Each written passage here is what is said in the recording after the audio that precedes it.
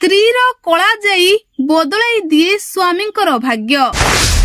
ଏପରି ନାରୀଙ୍କ ହାତ ଧରିଲେ ସ୍ୱାମୀ ଦରିଦ୍ରରୁ ହୋଇଥାନ୍ତି ଧନୀ। ଅଚାନକ ହୁଏ ସ୍ୱାମୀଙ୍କର ଉନ୍ନତି। ସ୍ୱାମୀଙ୍କ ଭାଗ୍ୟ ଆକାଶରେ ଉଇଁ ଆସେ ନୂତନ ସୂର୍ଯ୍ୟ। ନାରୀମାନେ ଅନେକ ଗୁଣର ଅଧିକାରୀ ହୋଇଥାନ୍ତି। ଏକ ପୁରୁଷର ଭାଗ୍ୟ ବଦଳାଇ ଦେବାରେ ନାରୀର ଭୂମିକା ବେଶ ଅଧିକ ଥାଏ। ଏକ ଲକ୍ଷ୍ମୀମନ୍ତ ନାରୀର ହାତ ଧରିଲେ ସ୍ୱାମୀ ଜୀବନରେ କୌଣସି ବି ଅଭାବ ଅନାଟନ ରହିନଥାଏ। ସ୍ୱାମୀ ଓ ପରିବାର ଲୋକେ ସବୁବେଳେ ହସ ଖୁସିରେ ରହିଥାନ୍ତି। ତେବେ ଯେଉଁ ନାରୀମାନଙ୍କର ଏହି ସ୍ଥାନରେ କଳା ଯାଇଥାଏ ସେହି ନାରୀଙ୍କ ପାଇଁ ସ୍ୱାମୀଙ୍କର ସୁଖର ଦିନ ଧାଇଁ ଆସିଥାଏ। ତେବେ ଦର୍ଶକ ବନ୍ଧୁ, ମଣିଷର ଶରୀରରେ କଳା ଯାଇ ରହିବା ଏକ ସାଧାରଣ କଥା, ଏହା ତ ଆମେ ସମସ୍ତେ ଜାଣିଛନ୍ତି। ହେଲେ କିନ୍ତୁ ନାରୀମାନଙ୍କର ଏହି ସ୍ଥାନରେ ଯଦି କଳା ଯାଇଥାଏ ତେବେ ସ୍ୱାମୀଙ୍କ ଜୀବନରେ ଅର୍ଥର ଅଭାବ କେବେ ବି ରହିନଥାଏ।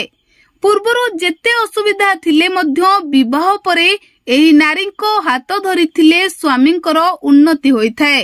ତେବେ ଆଜିର ଏହି ଭିଡିଓରେ ଆସନ୍ତୁ ଜାଣିବା ସ୍ତ୍ରୀଙ୍କର କେଉଁ ସ୍ଥାନରେ କଳା ଯାଇଥିଲେ ସ୍ୱାମୀଙ୍କ ଜୀବନରେ ଉନ୍ନତି ହୋଇଥାଏ।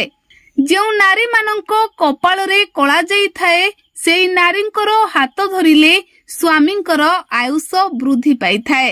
କୁହାଯାଏ କଳା ଯାଇ ଯେତେ ବୃଦ୍ଧି ପାଉଥିବ ସ୍ୱାମୀଙ୍କର ଆୟୁଷ ସେତେ ବୃଦ୍ଧି ପାଇବାରେ ଲାଗିଥିବ। ସେହିପରି ଯଦି ନାରୀର ବାମ ହାତର ପାପୁଲିରେ କଳା ଯାଇଥାଏ ତାହେଲେ ସ୍ୱାମୀଙ୍କ ପାଖରୁ କେବେ ବି ହେଲେ ଟଙ୍କା ସରେ ନାହିଁ।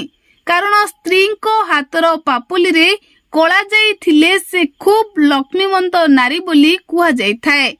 ଆଉ ସେହି ନାରୀଙ୍କ ପାଇଁ ସ୍ୱାମୀଙ୍କ ପକେଟରୁ କେବେ ବି ଟଙ୍କା ସରିନଥାଏ ଓ ଏଥିସହିତ ସ୍ୱାମୀଙ୍କର ଜୀବନରୁ ସବୁଦିନ ପାଇଁ ଅର୍ଥ ସଙ୍କଟ ଦୂର ହୋଇଯାଇଥାଏ। ତ ଦର୍ଶକ ବନ୍ଧୁ, ସେହିପରି ଯଦି ନାରୀଙ୍କର ହାତର ବାମ ବାହୁରେ ଏକ କଳା ଯାଇଥାଏ ତାହେଲେ ମନେ ରଖନ୍ତୁ ଏହି ନାରୀ ଶାଶୁଘର ପରିବାର ଲୋକଙ୍କ ପାଇଁ ବେଶ ଶୁଭ ହୋଇଥାନ୍ତି। ଆଉ ସେହି ନାରୀଙ୍କ ମୁହଁ ଦେଖି ପରିବାର ଲୋକେ ବାହାରକୁ ଯାତ୍ରା କଲେ କାର୍ଯ୍ୟରେ ସଫଳତା ହିଁ ସଫଳତା ମିଳିଥାଏ।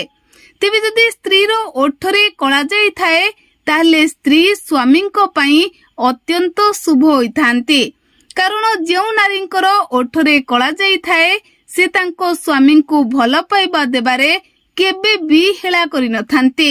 ସବୁବେଳେ ସ୍ୱାମୀଙ୍କୁ ମିଠା ମିଠା କଥା କହିବା ସହିତ କେବେ ବି ମଧ୍ୟ ସ୍ୱାମୀଙ୍କୁ ବାଧିଲା ପରି ବ୍ୟବହାର ଏହିପରି ନାରୀ କରିନଥାନ୍ତି। କେବଳ ଏତିକି ନୁହେଁ, ଓଠର ଉପରେ କଳା ଯାଇଥିବା ନାରୀ ସ୍ୱାମୀଙ୍କ ସହ କେବେ ବି ମଧ୍ୟ ଛଳନା କିମ୍ବା ପ୍ରତାରଣା କରିନଥାନ୍ତି, ପରପୁରୁଷଙ୍କୁ ଚାହିଁ ନଥାନ୍ତି। ତେବେ ନାରୀମାନଙ୍କ ଶରୀରର ଏହି 4ଟି ସ୍ଥାନରେ କଳା ଯାଇଥିଲେ ସ୍ୱାମୀ ଜୀବନରେ ବେଶ ଖୁସି ପାଇଥାନ୍ତି। ସ୍ୱାମୀଙ୍କ ସମସ୍ତ ସମସ୍ୟା ଦୂର ହେବା ସହିତ ଜୀବନରେ କେବେ ବି ହେଲେ କୌଣସି ଅସୁବିଧା ଆସିନଥାଏ ଏବଂ ସ୍ୱାମୀ ସବୁବେଳେ ନିଜ ସ୍ତ୍ରୀଙ୍କ ସହିତ ସୁଖର ସଂସାର କରିଥାନ୍ତି। Bureau report, BNS live.